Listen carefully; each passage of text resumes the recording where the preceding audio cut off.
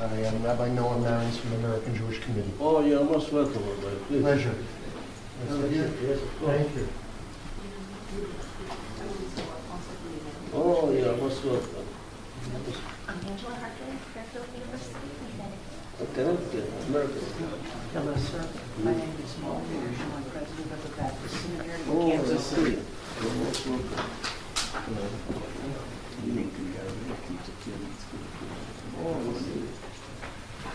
Richard Berkman, American Jewish Committee. That's right, that's right. Yes, sir. You're welcome. You're most welcome.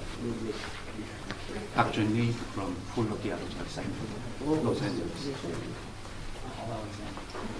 So, what, you're American? Yes, Gregory Mobley from Boston. Boston, it's his. You're welcome. You're welcome. Martha and Amanda. Mark, it's late. Reverend Bohr from Philadelphia. You're welcome. Oh, how are you? Father Thomas Banger from the Catholic Archdiocese. Yes, you are here. Yes. Nice to meet you. That's right. Yes. Robert Hunt from Dallas. You're most welcome. Please, you can sit over there as well. Nice to thank you from Tristan and Michelle. Some of you who have no way to move to this side. No, somebody don't. That's right. You're welcome. You were doing the reference, yes, I see.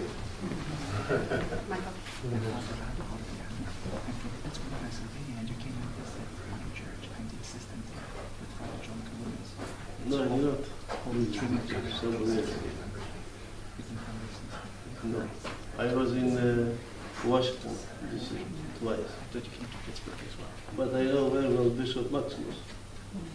No, he is ill, I think he's right. There's a new metropolitan, that's right, yes. Right, it comes to No, first not yet. Please. That's right. your beatitude. May I tell you about this group for a moment? Why not?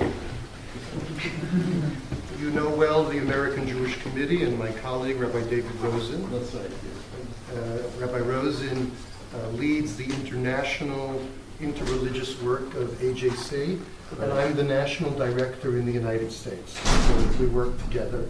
I've been here before with the group, but I did not have the opportunity to meet you personally. Archbishop Aristoteles met with That's us right, yes, I remember. a couple of summers ago. Right. And this is a very unique group. It's a program that is a partnership of AJC and the Shalom Hartman Institute, my colleague Marcy Lank, who leads us there as well. These are all Christian scholars from across the United States who, under the auspices of AJC and the Shalom Hartman Institute, come to Israel to learn about Judaism, the modern state of Israel, and the issues that are here. It is their first opportunity to learn how Jews understand themselves in a significant way. They are studying some Talmudic texts, some biblical texts, but also getting a flavor of the traditional learning of Jews and a perspective on the issues that Jews are contemplating and confronting in modern society. It's a 13-month program. They come for 10 days last summer. Then they study via computer distance learning once a month in the United States with Hartman scholars. Right. And then they come back for the second summer. This is the third cohort. There are 41 alumni, and they have now begun to develop in their own communities opportunities for the people they lead and teach to have the same kind of experience in a small way. And we are very gratified that you have been kind enough to welcome us here. Thank you very much. I think I have a friend that is an Anglican a priest, and he is also Yes. part of your program. Yes, Mark. Peter Ito. Yes, Yes. that is correct. Absolutely. He was in the first cohort. Is that correct? Yes. Correct. I was with him. Very good. Yes. And And he is, and also Tony Kyriopoulos. That's right. Do you know Tony? You know Tony? Yeah. He's a National Council of Churches, the interfaith officer of the National Council of Churches. He's also an alumnus That's right. Yes. of the program. So, thank you. What can I do? We would like to hear from you a word of welcome and tell us about this place, whatever you'd like. You are most welcome, both in the Holy Land, of course, in Jerusalem, and in this Patriarchate here. You know that we are receiving pilgrims around the clock, around the year, from all over the world, especially from the former communist countries and the former Soviet republics, right? And pilgrims are, they have to come here in order to receive the blessing of the Patriarch. For them it's very important. Should I pass it? Thank you. And always I'm saying to those pilgrims that why Jerusalem is so important, right? To Christians, but not only to Christians, to the Jewish people, to the Muslims, and to all religions, right? And I said it is because Jerusalem is the embodiment of the sacred history. And sacred history is something that all of us here, we share. I mean, the history that began on Mount Sinai and culminated in here, and for us Christians, culminated both in Bethlehem, with the incarnation of the divine Logos, and the crucifixion and resurrection of Jesus Christ here in Jerusalem, and especially not far away from this place that we're standing right now. Because as you know, the Holy Sepulchre and the Patriarchate, this compound is one and the same compound. It's the same thing, right? There is no separation between the Patriarchate and the Church of the Holy Sepulchre and the Patriarchate, or the monastery, where it's the very center of the brotherhood of the Holy Tomb, right?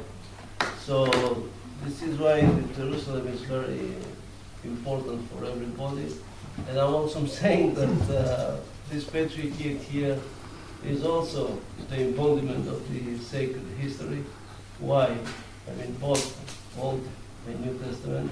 Why? Because this Patriarchate is the oldest and senior institution, Christian institution, a religious institution in the Holy Land, right?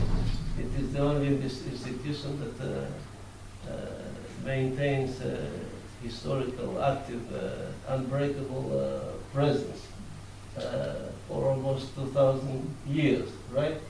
And thanks to this Patriarchate here and the order of the Brotherhood of the Holy Tomb that has its origin at the times of Saint Helena, the mother of Emperor Constantine, that, as you know, it was Helena that she acted on behalf of her son Constantine, that she came here and took care of the holy places, and over the holy places erected and built the famous Constantine basilicas, like the Church of the Nativity in Bethlehem, and of course the Church of the Holy Sepulchre, and so many other churches, right?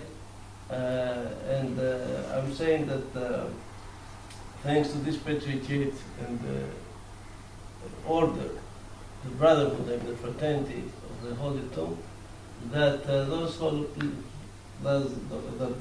places that are commonly and equally sacred and holy to the Jewish people, to Christians, and of course to the Muslims, that have been protected and saved and maintained as places of worship.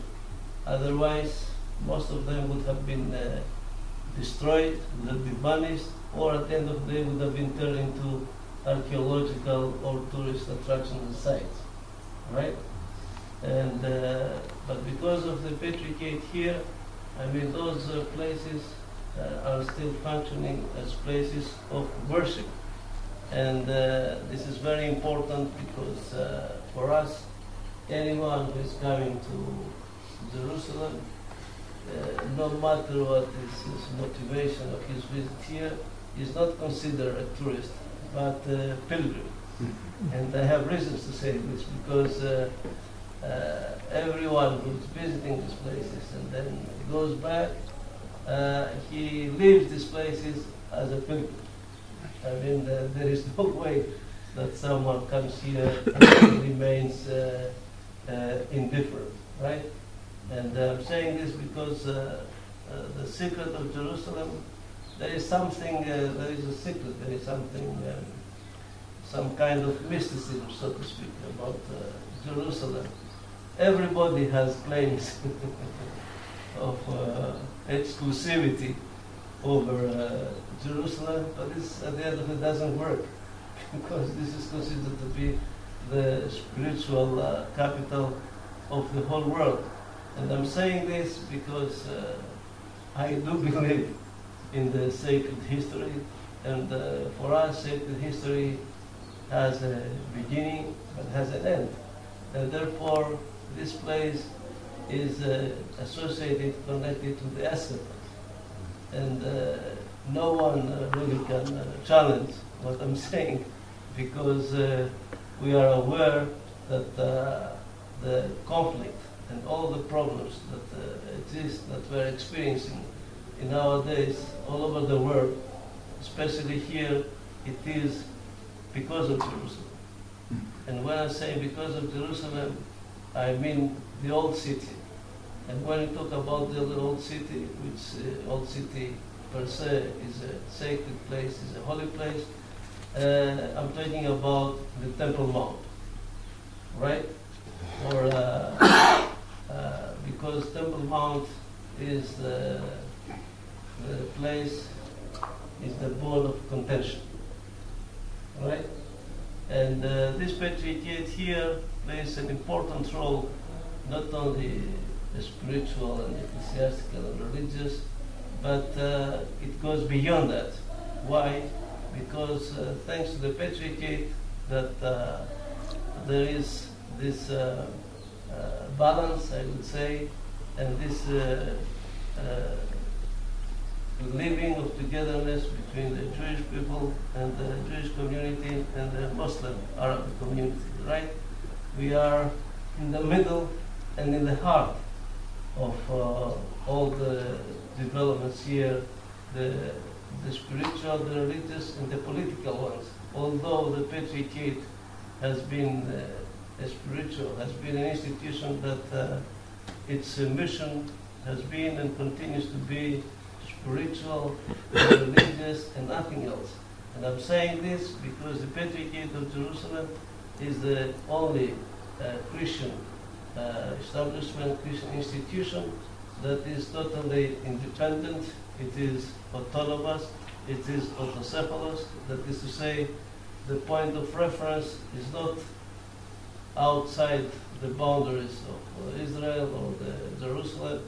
I mean, it's not like you have the Catholic Church, that the head of the Catholic Church is, the center is in Rome, Vatican. As for the Anglicans, it is Canterbury.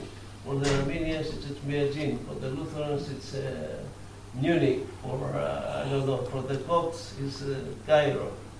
For the Assyrians, somewhere else. The only institution that is totally independent, autonomous, is this Patriarchate. But of course, nevertheless, the Patriarchate has a certain bearing. That is to say, it is connected with the Eastern Orthodox Church. It is connected with Greece. It is connected with Hellenism, and this is why it is called Rome Orthodox, right? The proper name here of the Patriarchate is called Rome Orthodox, which means is a remnant of the old glorious Christian Byzantine Empire, that the Christian Roman Empire, that later on some British historians they baptized it Byzantium. I mean, the Byzantine history or Byzantine culture is not the proper name, right? Some British historian, I think it was Gibbons, that gave this name. So the proper name is Roman Orthodox. This is why the Patriarchate's name here and the name of the Christians here as well is Rome Orthodox, right? Which means they are the remnants of the Byzantine Empire. Now the Patriarchate plays an important role, and it's very, and everybody knows about the Patriarchate. But the thing is that most of the people, they understand the Patriarchate. They understand the Patriarchate in terms of real estate, as a real estate agency, right? Because this is how people are thinking, especially in the area where we're living. Their mind is in money, in business, etc., right? And people are, those who do not read the history, they don't know what is all about the Patriarchate, right? But those who know the history, they appreciate it very much, and they know what is the role of the Patriarchate, not its historical role, but what is its role today in our present reality. The Patriarchate is, I would say, it is a state within a state. Why I'm saying this? Because when the Byzantines left in the 7th century, all of a sudden, and then the political, cultural, and religious landscape changes. You have the presence of the arrival and the presence of the Arab Muslims, right? All of a sudden, the Patriarch of Jerusalem, he emerges not only as a spiritual leader, but also as an ethnic leader, right? Which means Christians here, today, for instance, Christians, if you ask anybody, nobody recognizes or accepts them as a minority. What are they? Just an entity. Is that correct? I mean, ask here the authorities, both the Palestinians, the Israeli authorities, Jordanians, whatever, Christians, they don't have any status, right? They are considered to be just an entity. But actually, for the Christians here, not only the Orthodox, but the non-Orthodox Christians, the only place of reference, their belonging is this Patriarchate. It is this Patriarchate, this institution, that guarantees their identity. And I'm saying this because when the Byzantines left, all of a sudden, the Patriarch of Jerusalem emerges as the spiritual and ethnic leader, which means Christians until the beginning of 18th century, when Western churches, Protestants, Anglicans, Lutherans, etc., they came over here. They got confused because those who came here, then the Christians from the West, instead of promoting the identity of those of the Christians here, they did something else. They demoted them, right? And from an ethnico-religious entity, they made them to nothing, to no. This is why there is a confusion among the Christians who are living not only here, but in the broader area of the Middle East. It sounds a bit academic to you, but you are academic, so to confuse you, so that you can reflect upon it. Now the Patriarchate is, why I said the Patriarchate is very important, because it is very much, the Patriarchate has been the inheritor of both a spiritual, cultural heritage, but also of a physical heritage. And the spiritual and cultural is understood what it is. But as for the physical heritage of the Patriarchate, is that the Patriarchate inherited monasteries, magnificent basilicas, churches, places of worship, etc., etc. And of course, during the course of the history, the Patriarchate acquired other properties, buildings, etc. Now, all over Israel, and better say all over the jurisdiction of the Patriarchate, which jurisdiction covers the State of Israel, the Palestinian territories, the Hashemite Kingdom of Jordan, as well as the area of the Gulf states, for instance, Saudi Arabia, and the Gulf states are they belong to they come under the spiritual jurisdiction of the Patriarchate of Jerusalem. Right now, for instance, we have fully recovered our jurisdiction in the Emirate of Qatar. We have established ourselves officially, and then we opened the road and the doors for all other denominations and churches to be present there.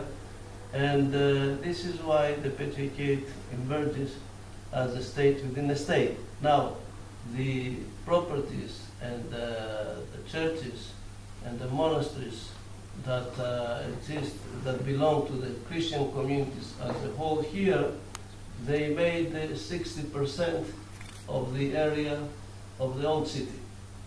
Now, out of the 60%, 16 is property of the Patriarchate. But what is interesting is that the properties of the Patriarchate are of immense political and strategic, immense strategic importance from the political point of view. If it wasn't for the Patriarchate here, today Jerusalem would have lost its multi-cultural, multi-religious landscape, right?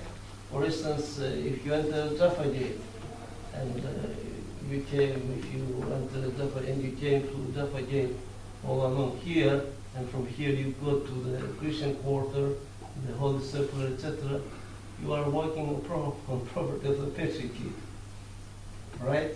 So now another thing, I must tell you something that it's not my own invention or my own thinking. Israeli officials, they admit and they say that the Patriarchate here has been a buffer zone between the Jewish community and the Palestinian Muslim community. Otherwise, the fight would be frontal, right? And it is true that the Patriarchate plays an important role in maintaining the existing, the physical demography of the old city, and also in promoting the good relationship, coexistence between the various communities here. And because of the mission of the Patriarchate, that the Patriarchate does not promote any political or any financial or whatever military interests, the Patriarchate enjoys great respect by everybody. This is why in this room that we are sitting, you won't be surprised to see people sitting here, extremists, fanatics, whatever.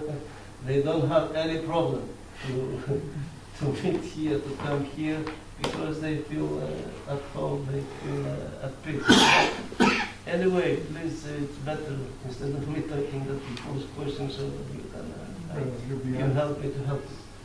Thank you very much for the presentation and for the hospitality and for what you have done to enable as much religious freedom and diversity here in Jerusalem.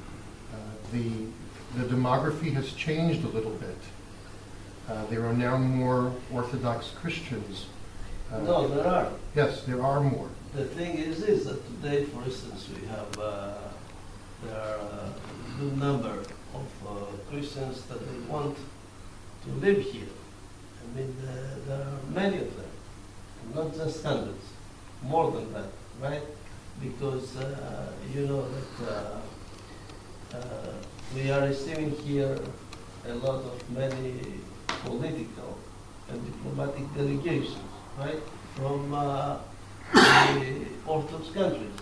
And today, let us be honest and frank, religion plays an important role in the political life as well.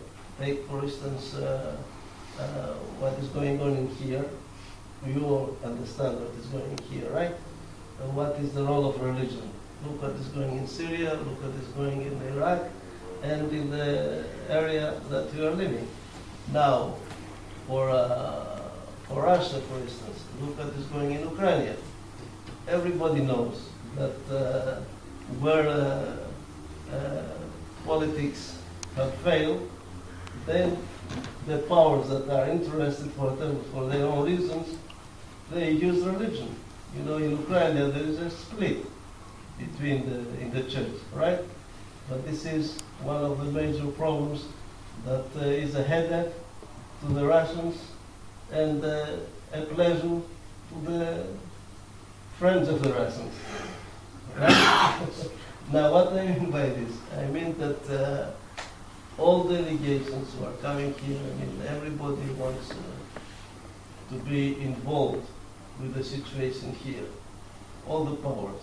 And everybody, especially former communist countries and former, as I said, Soviet republics, they use Jerusalem, I mean, they use the Patriarchate as an excuse to promote their own interests in the Middle East. They foothold in the Middle East, right? So I'm aware of what is going on. Because when delegations are coming to the state of Israel, an official visit, right? The Minister of Foreign Affairs of Israel is wondering why you want in our itinerary to have included a visit to the Patriarchate, to the Greek Orthodox Patriarchate, right? And the answer is like this. First of all ways to Washington go via Israel, and all roads to Jerusalem go via the Patriarchate. Thank you. Thank you. Should we give an opportunity to, you have time for a few questions? Of course. Please. Volunteer? Please identify yourself again. I'm Gregory Mobley from Boston. Right. Is that the throne for Christ? This is the official reception hall, right? And that's right. I mean, theologically speaking, the bishop sits in place of Christ, right? So you can put it like this. And also, may I ask one more question? Do you have any tradition that connects the Patriarchate to the Church of Jerusalem with Peter? With the apostle? Yeah. Do you have any tradition that connects back to the Jerusalem church? Of course. I mean, this is the continuation. I mean, I once paid an official visit. It is called the visit of commendation or ironic, right? I visited the Church of Finland. You know that in Finland there is a well-established Orthodox Church, Finnish Orthodox Church. So when I was there, there was extensive coverage. So in one big newspaper, in the front page, there was a big article and it was written.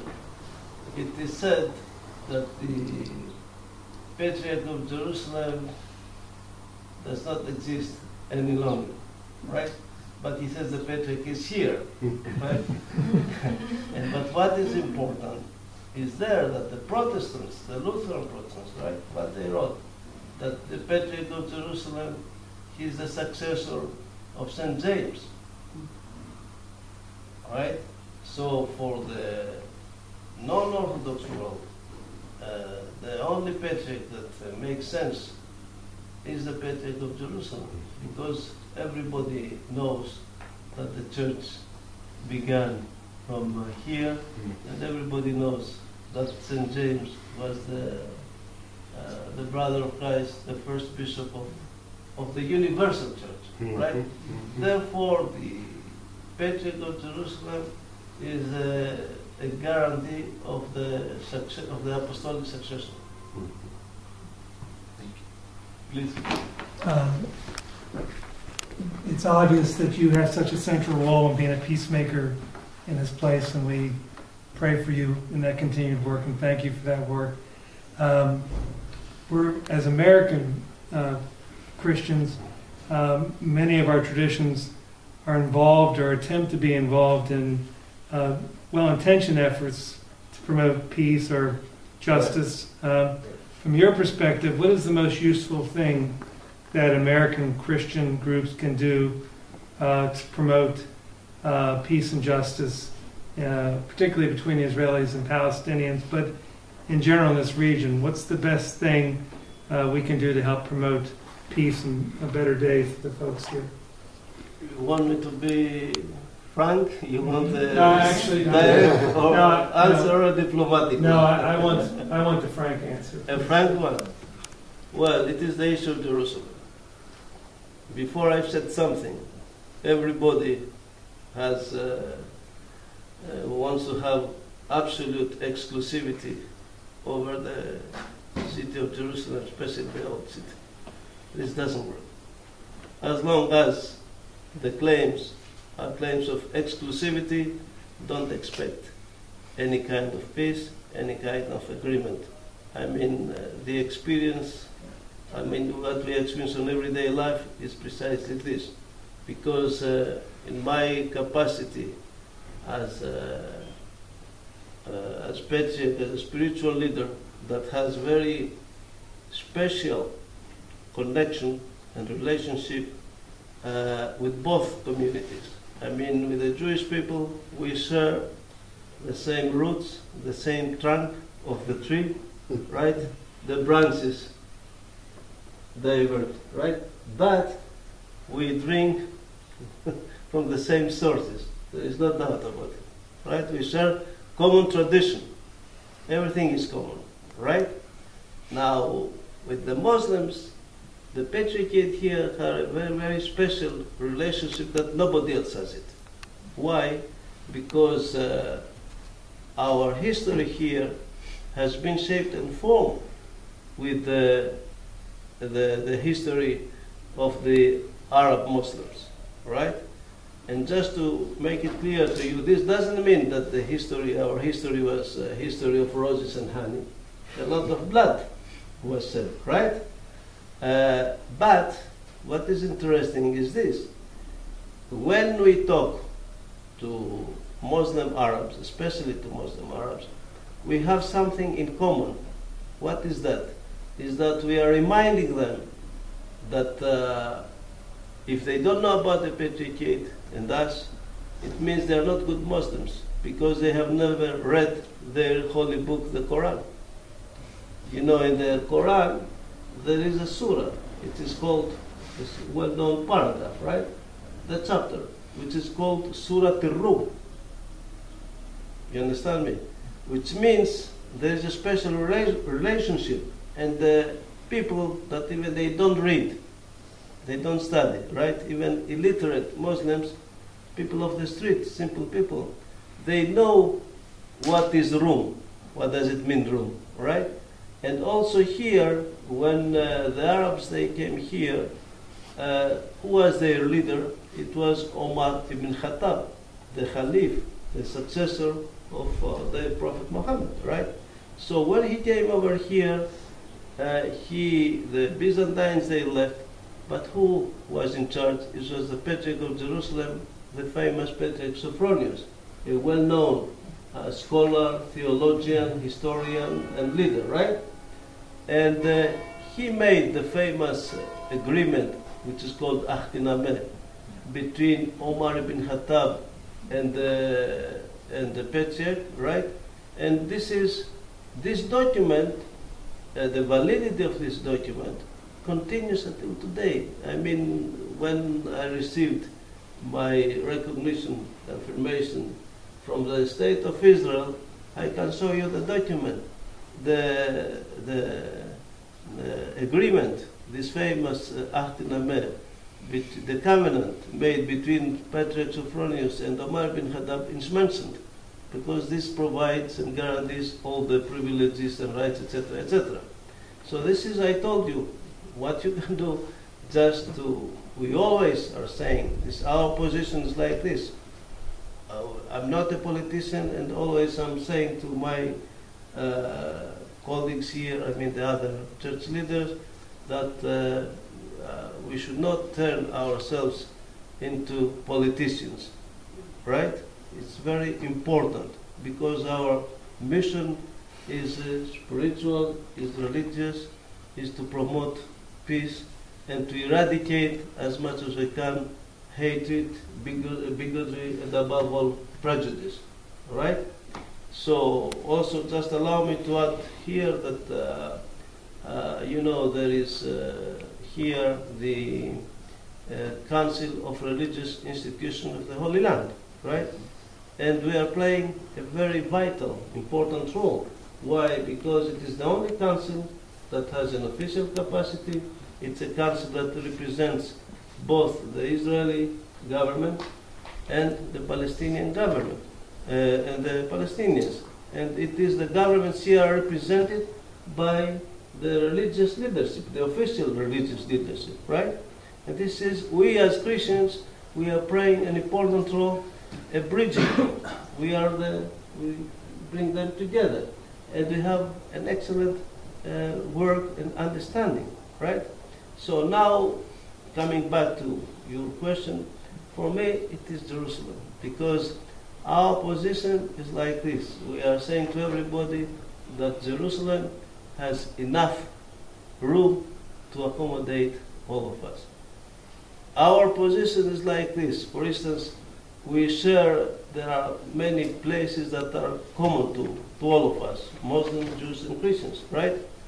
I myself, I'm always time and again stating and saying that we don't have claims over certain sites that are so holy to us, but we have place over the holiness. We have claims over the holiness of a certain holy place. I mean, for me, to go to Al-Aqsa, right, just to be allowed to enter and say a prayer silently is more than enough. I don't want more than that, right? But if you don't allow me to go there, this is a problem. If you don't, if I'm not allowed to have access, this is a problem. For instance, we have here the tomb of King David, right? This tomb, according to the archaeologists, is not the proper site, right? But for us, it's tradition. This is a holy site. We accept, we believe in it, and all our people go there. Now, when this is King David, is a sacred, a holy figure, personality. First of all, for the Jewish people, for us equally, right? He's one of the greatest saints, and he is a great spiritual personality, and is revered by the Muslims as well, right? So this holy site is commonly holy to all of us, right?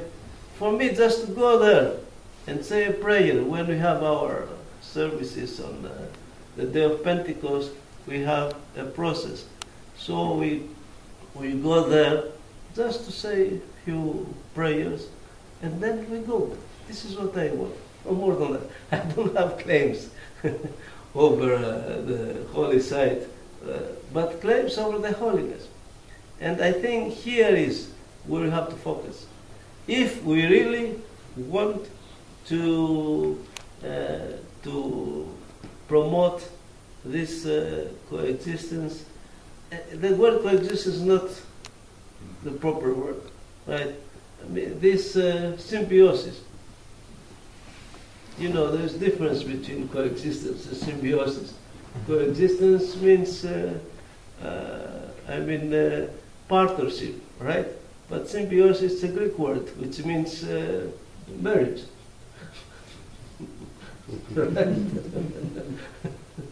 Yes. It's different. Bias. And marriage, I mean, there are more dynamics in marriage, right? Than in Right? So, and here is the problem. How I mean, what we have to work on is that everybody here is attached to this land. And I must tell you from my own experience, I always am asking myself, what for? What is the reason that I am here? For what reason? Is it for money? Is it for, I don't know, for academic career? Is it what? For other interests? We are for religious purpose. Okay, why not here, not to go to somewhere else? I mean, in the Bible, in King David is very crystal clear in the Psalms what he says. The land belongs to the Lord, right? And whatever dwells in it belongs to the Lord. So why not to go to somewhere else and staying there and carry on my mission? But why here? Which means the land is important. I mean, as much as it is important for the Jewish people. I mean, Jewish people would have come to Uganda, I don't know, they were open and really would have thrived there, right, to make miracles. But they came here because this is the land of their forefathers. This is the land of their origin, right? So for me, the land is important. They say, why pilgrims are coming here? For the Muslim now, whether you like it or not, I mean, before Mecca was one of the most important sacred places for the Islamic community, the Arabic and non-Arabic, right? But today, because of the developments here, the political developments, all of a sudden, Al-Aqsa has become the most important holy place for the Muslims, right? So here is the crux of the problem here. And now the other thing is that to talk about peace in abstract terms doesn't work. We have to. It's a hard work. I'm talking from experience. What we have to try is that to eradicate hatred, bigotry, prejudice, and especially prejudice.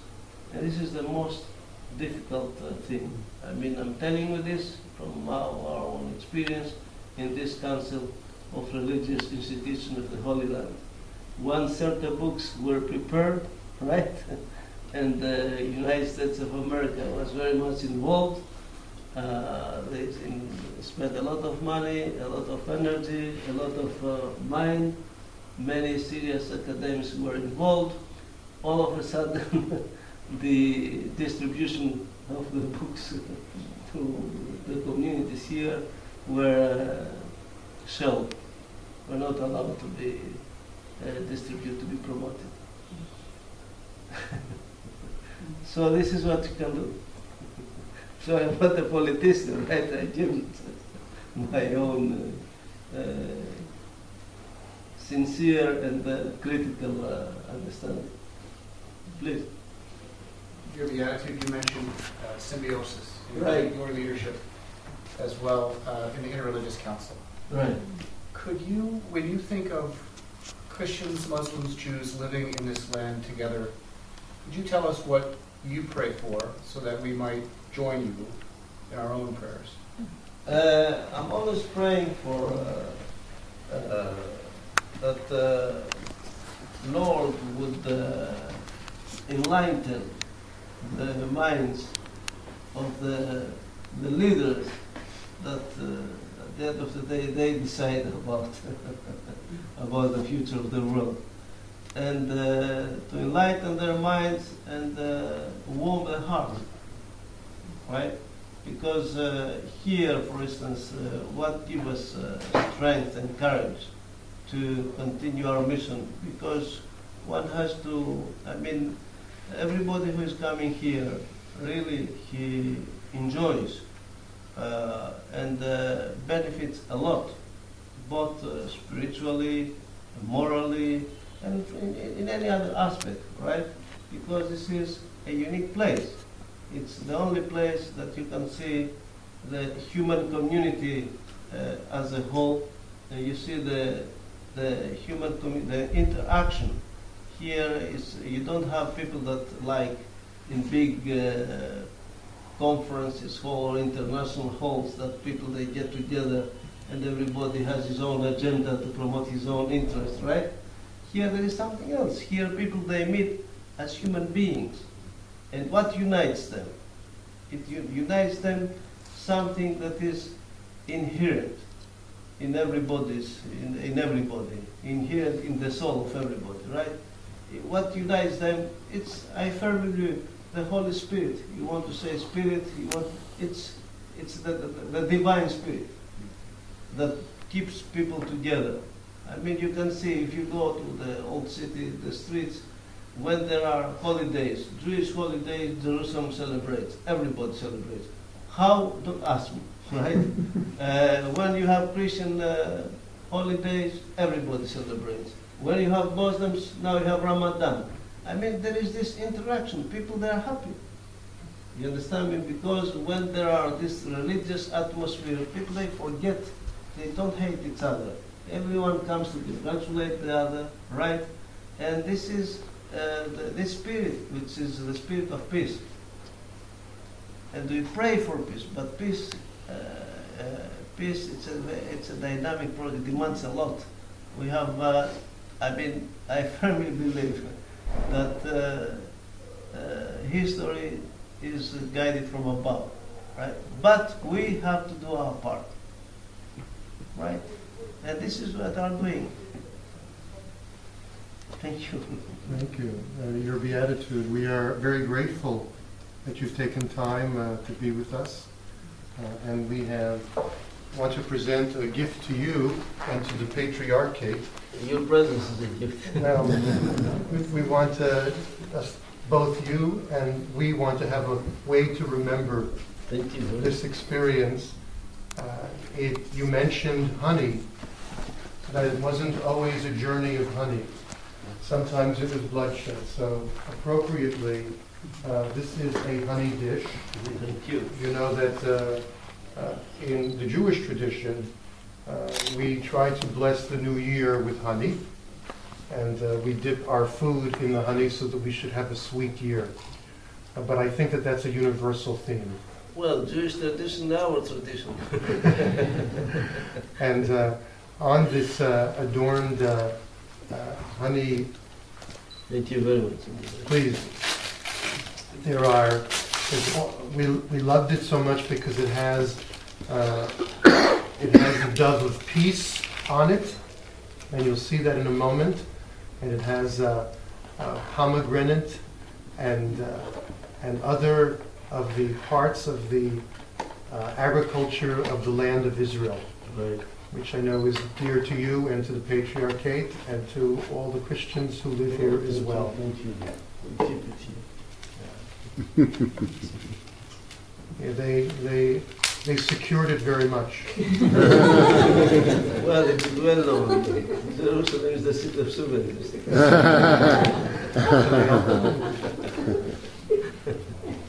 Let's see if I can do it. I find the slash tape. There we go.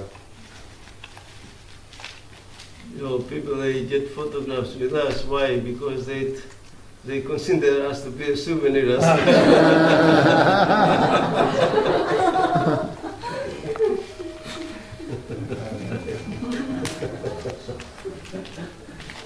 I'm getting there. Oh, very good. Now we're getting there.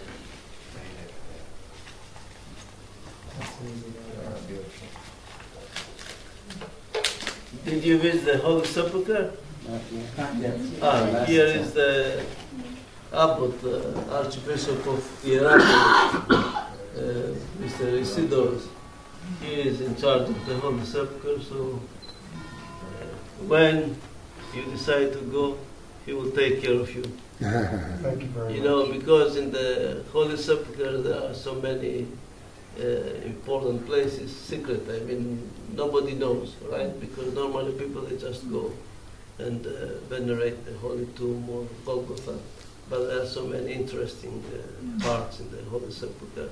For instance, we have a big part of the original cross of Christ, yes, that we hold there in the office. We have an office, and Bishop Isidorus, he is in charge, and there are so many other things. So if you visit the Holy Sepulchre, please, Thank you. Father Isidorus will take care of you. If you take a look at the Oh, it's really beautiful. I like it very much. if you take a look at the decorations, you see the dove of peace and the grapes that symbolize the land of Israel, and of course honey, a land of that flows with milk and honey, as our shared tradition says. But believe me, this land still provides people milk and honey. I'm glad to hear And that. I'm serious about it. You know why? Because we are receiving a lot of pilgrims, and you can't imagine what is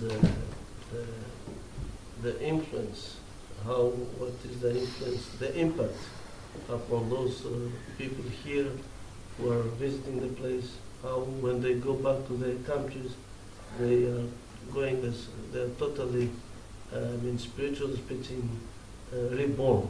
Mm.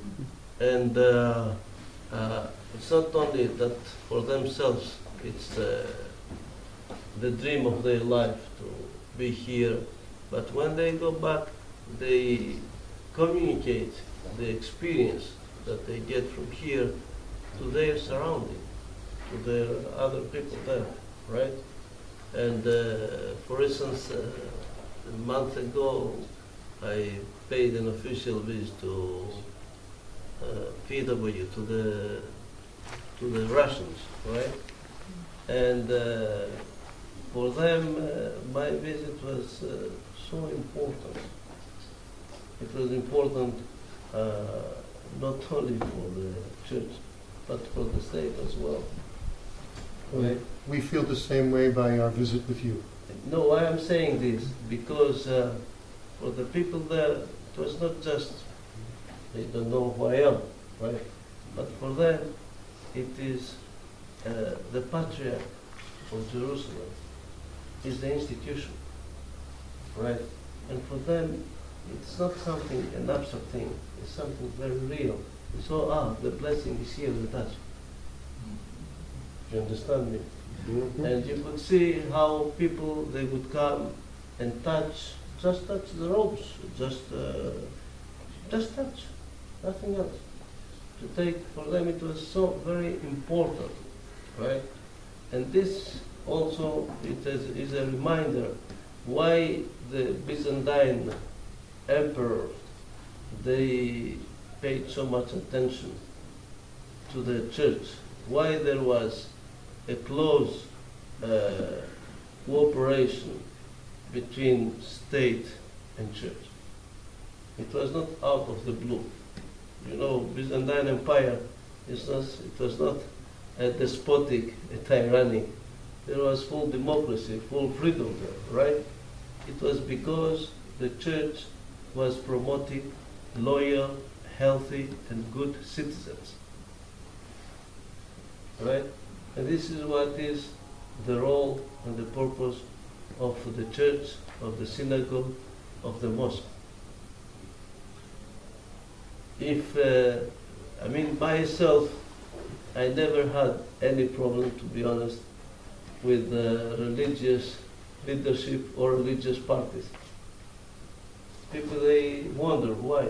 Because always, when you are dealing with religious leaders or religious conservatives, so to speak, religious political parties, you have something in common, right? Mm-hmm. And when you have something in common, you communicate, right? Mm-hmm. And people, they could not understand that. It was always the so-called, those who are indifferent to religion. Look what is going on in Europe. Why you cannot communicate with Europeans right now, the European Union, etc. Because God has no place anymore. Yes, has no place. So how are you going to communicate? Tell me. How? And I'm afraid that the same is going now in the States. I mean, for some years ago, we were proud, honestly, because United States of America was the only country that was religiously oriented, right? Today, something wrong is happening. I'm sorry to say that, but this is my own impression. All right? So people who will dismiss or disregard God or religion or the church or synagogue or mosque, whatever, I think that they are creating, how to put, a new bubble. No communication.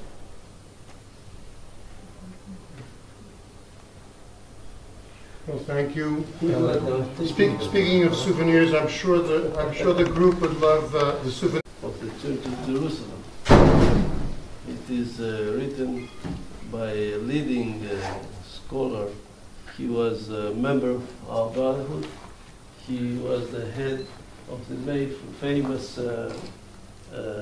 School of Theology of the Holy Cross, which is next to the Knesset, right?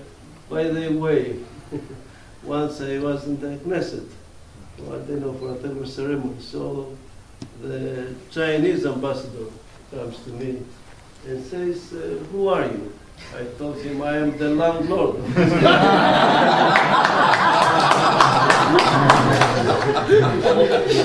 They were joking.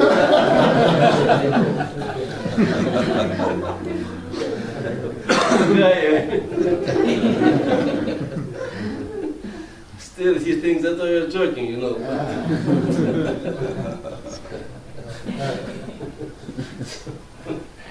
Listen, I can't forget that. So this is the history of Jerusalem, and then he became Archbishop of Athens and professor of church history. He's written all the histories of all the churches, but this is a viable source for your life.